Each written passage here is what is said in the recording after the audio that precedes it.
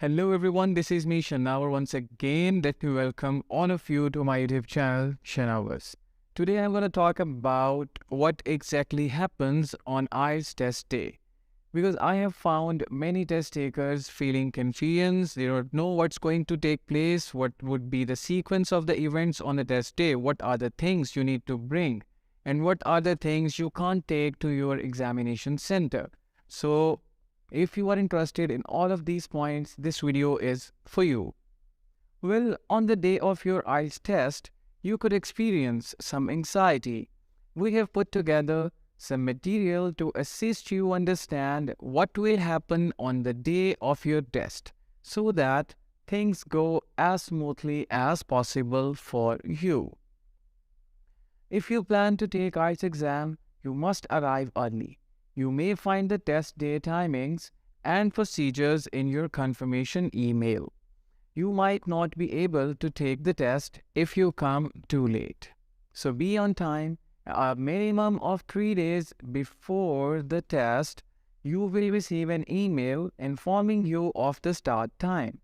On the day of exam, modifications will be made for you if you requested specific accommodations due to a handicap or other conditions. Please stay in touch with the persons from the test location 6 weeks prior the test so that they can do the necessary accommodations in case of any handicap or other conditions.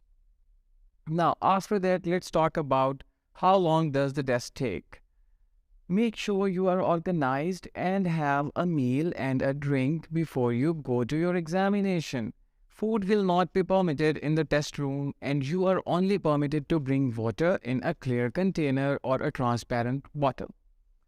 There are no interruptions between the listening, reading and writing sections of the test, which takes 2 hours and 40 minutes. The speaking portion of the test may be administered on the same day as the portions up to a week prior or after it.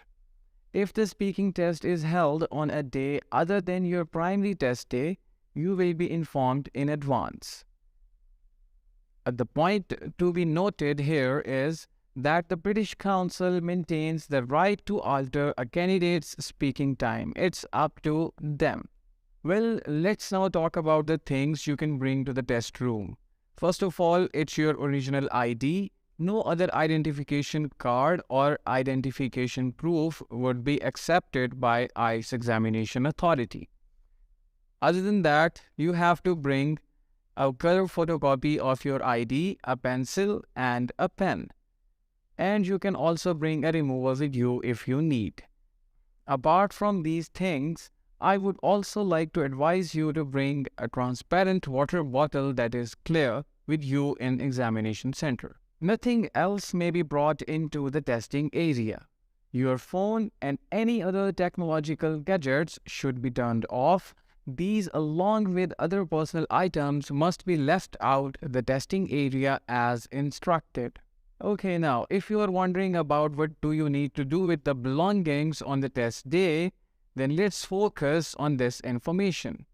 You will need to leave all of your possessions in a secure spot. Your personal possessions at the test site are not the responsibility of the British Council if they are lost or damaged. As a result, we strongly advise leaving valuables like computers and mobile phones at home. Another important thing is your identity check. So, when you arrive, a member of the IELTS test center staff will verify your identity. Please bring the same valid ID that you use to schedule your test, such as passport or national identity card. The use of expired or invalid identification documents is not permitted. You won't be allowed to take the test if you can't present a legitimate ID. The next thing is your test day photographs.